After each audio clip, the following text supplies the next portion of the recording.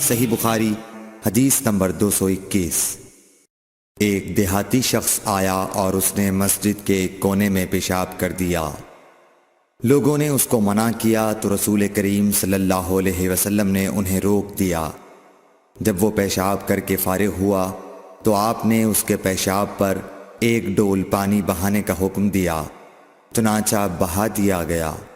صحیح بخاری حدیث نمبر 222۔ رسول کریم صلی اللہ علیہ وسلم کے پاس ایک بچہ لایا گیا، اس نے آپ کے کپڑے پر پیشاب کر دیا۔